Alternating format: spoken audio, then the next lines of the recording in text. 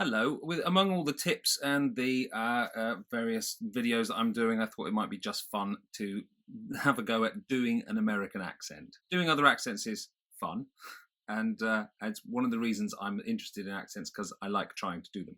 There's lots of different American accents, but I'm thinking about a general American accent, kind of like this, which you hear all the time on the internet, on TV. How do we do it?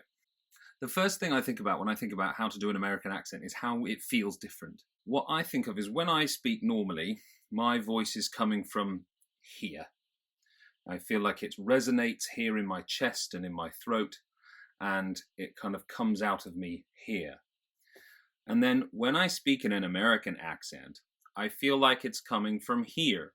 I feel like I'm using a lot more of the resonance of my nasal passages and in my skull, and that the sound is kind of coming from behind my eyes rather than coming from my chest and coming from my throat and coming out of my mouth. The other thing I think about with how this accent feels, there's a kind of big open space at the back of my mouth.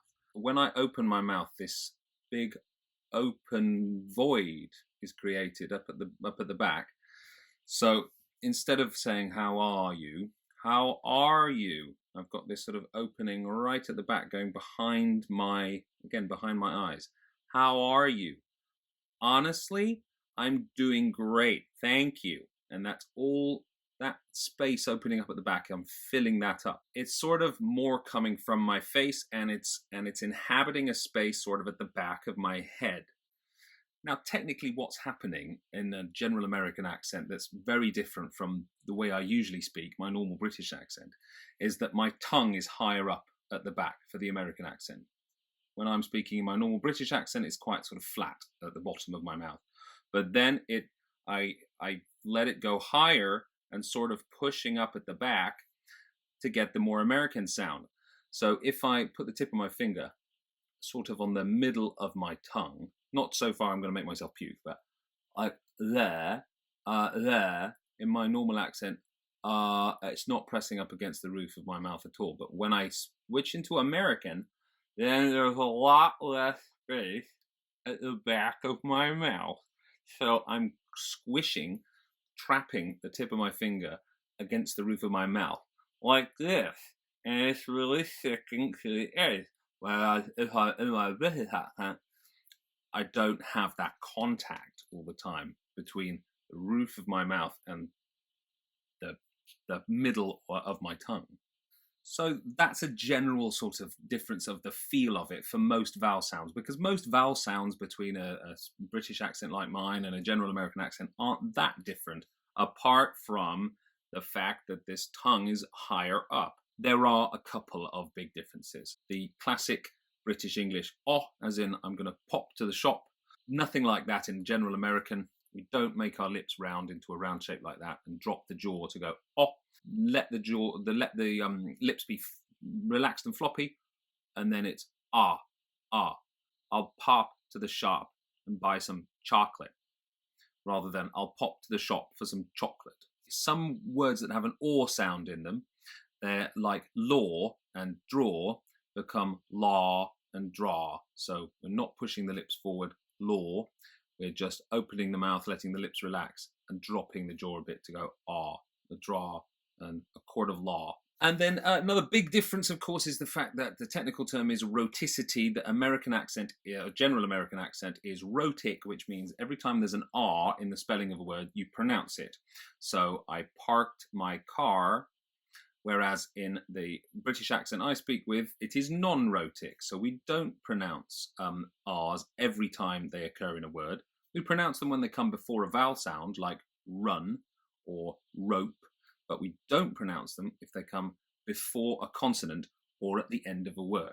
So I parked my car. See, the R comes before the K of parked, so I don't pronounce it. Parked, and I don't pronounce the R in car because it's at the end of a word. Car, whereas an American would pronounce both of those, a general American.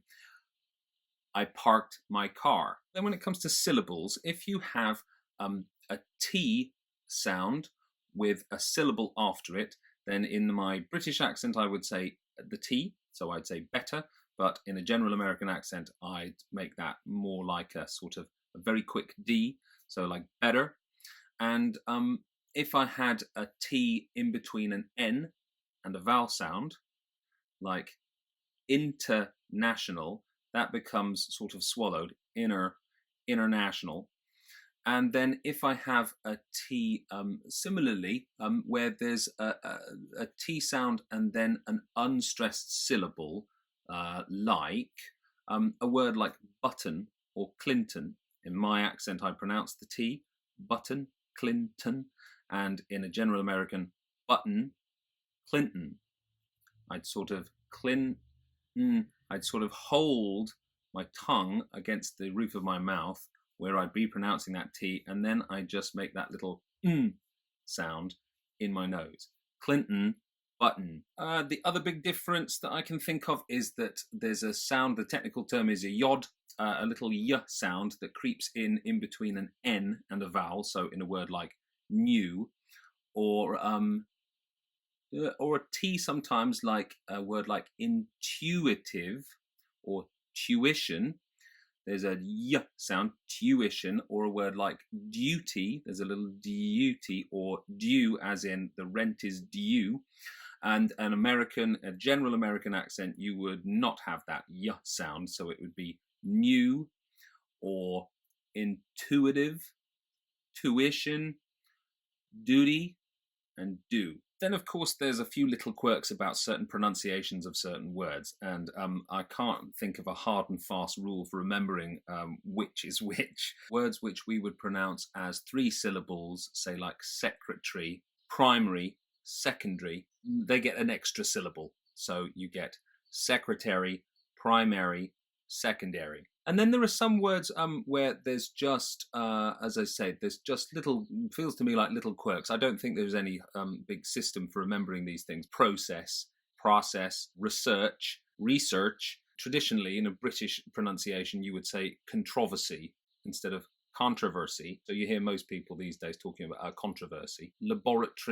Laboratory. There are a couple of other examples I can't remember. And then the other sort of general thing I try and think about when I'm doing an American accent is to remember that American accents, or general American accent, can be quite musical. I mean, of course, there are certain people, there are Americans that speak in a monotonous way, and just as there are British people who speak in a monotonous way and don't have a musical voice. If you're trying to get that real American feel, then there's going to be a lot of rise and fall. There's a huge amount of up and down, and the general shape of a phrase in general American, is sort of over the top and it lands hard. So let's have a go at seeing the contrasts. To sit in solemn silence in a dull, dark dock, in a pestilential prison with a lifelong lock, awaiting the sensation of a short, sharp shock from a cheap and chippy chopper on a big black block. To sit in solemn silence in a dull, dark dock, in a pestilential prison with a lifelong lock, awaiting the sensation of a short, sharp shock from a cheap and chippy chopper on a big black block. What do you think? Try it for yourself.